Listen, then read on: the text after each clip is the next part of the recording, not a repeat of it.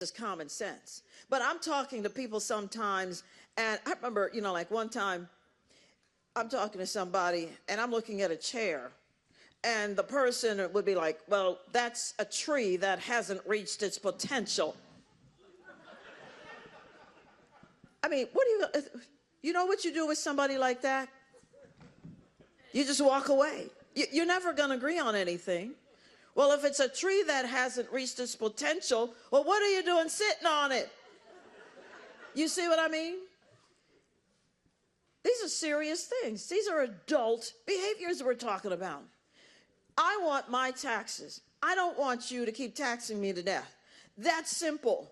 And that's another reason why we are finally going to get rid of the car tax. We're going to get rid of the car tax. It's time. You know, we could have gotten rid of it this year. You would never have seen a bill this year because Governor Youngkin, otherwise known as the tall guy, Governor Youngkin, put it in his budget to get rid of it. And the Democrats said no. That's right. That's what I'm talking about. Democrats said no. But really, we already know Democrats always want more of your tax money because when they won back the House and kept the Senate last year, they immediately put in a bill to take $4 billion from you in a tax increase. $4 billion, because they have programs they want to spend the money on. Your money.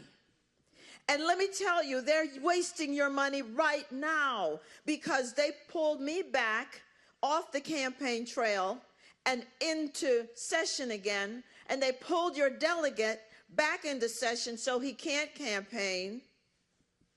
And it's costing you almost $1 million because you got to pay us to show up.